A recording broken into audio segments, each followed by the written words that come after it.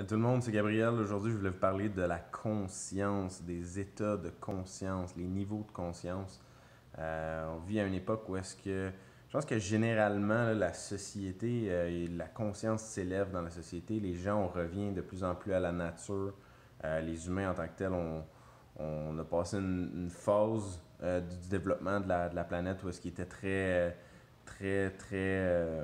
relié au côté rationnel de l'humain, à la pensée, à l'ingéniosité, donc de développer les technologies, développer, on a passé la phase de l'industrialisation, puis ensuite vraiment la phase des technologies. Puis je pense que ben, tout ça s'en vient se connecter ensemble, puis l'humain se rapproche de plus en plus, je pense, de sa conscience. Les consciences s'élèvent, les gens veulent revenir à la nature, veulent revenir à ce qui est vrai, ce qui est pur. Donc, généralement, selon moi, la conscience s'élève sur la planète, mais également individuellement, on peut élever notre conscience, chacun personnellement. Et je pense que c'est important de le faire pour vivre une vie pleine et heureuse, pour être la meilleure version de soi-même. Il faut élever notre niveau de conscience. Il faut être plus conscient de qu'est-ce qu'on fait, qu'est-ce qu'on dit, qu'est-ce qu'on vit à tous les jours. Euh, Plus conscient des gens qui nous entourent, plus conscient de la planète, de nos habitudes, de nos pensées, surtout les pensées. Être conscient de ses pensées, à quel point c'est important.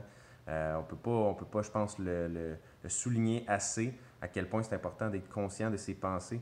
Des grands hommes et femmes d'autres époques l'ont tous mentionné, que ce soit Shakespeare, euh, Albert Einstein, Da Vinci, Aristote, Socrate, des grands philosophes, des grands penseurs de l'histoire de l'humanité ont tous un point en commun, c'est qu'ils disent que l'homme devient ce à quoi il pense. En anglais, we become what we think about.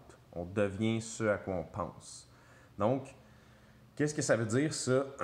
On devient ce à quoi on pense, c'est si on est conscient, assez conscient pour être conscient de tous les pensées qui traversent notre esprit, notre pensée consciente du moins, parce que le subconscient est un autre élément de notre cerveau qu'on contrôle.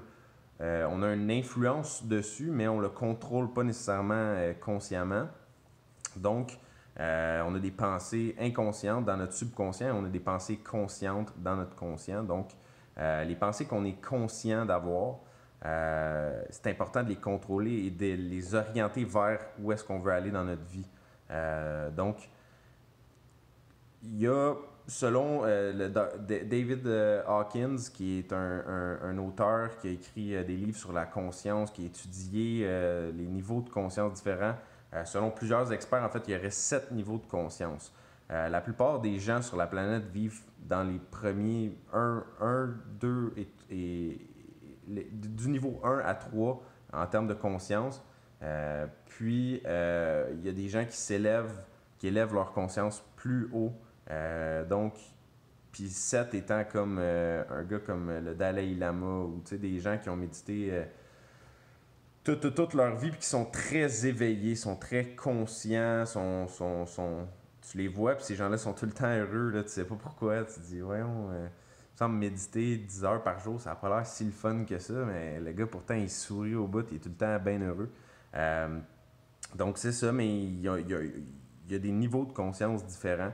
Puis quand on en prend conscience de ça, ben, on réalise qu'on n'a pas fini d'apprendre, on n'a pas fini de cheminer, puis on peut toujours évoluer pour agrandir notre conscience, agrandir la façon qu'on est plus conscient de nos gestes au quotidien, de nos vies.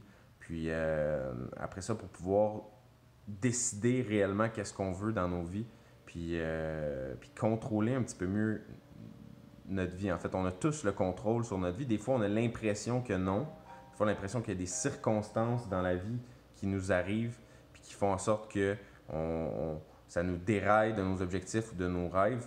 Mais en fait, on est responsable dans notre vie à 100% de ce qui se passe dans notre vie. Puis c'est en étant conscient de ça, plus on est conscient des responsabilités, de nos actions, de nos émotions, de nos pensées, et plus on peut contrôler qu'est-ce qui se passe dans notre vie, puis plus on peut influencer le futur, notre situation présente, puis comment on se sent dans le moment. Donc si on se sent bien, si en paix avec nous-mêmes, en paix avec nos objectifs, puis on aligne notre vie vers des objectifs précis, mesurables, quantifiables, avec un temps déterminé qu'on veut atteindre ces objectifs-là, ben, puis quand on est relax, on n'a pas de doute, pas de peur, puis on se limite pas, ben, il y a des belles choses qui peuvent se produire. C'est vraiment incroyable.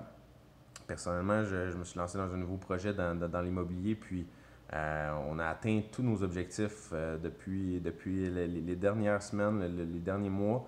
Il y a beaucoup de choses qui se manifestent dans nos vies directement reliées au fait qu'on a des objectifs très, très précis, puis on élimine les peurs, on élimine les doutes. Moi et mon partenaire là-dedans, puis on se concentre sur faire le plus possible qu'est-ce qu'on peut à chaque jour pour faire avancer nos objectifs. Mais on reste calme, on reste joyeux dans tout ça, on a du fun, puis ben, la vie nous amène ce qu'on a besoin.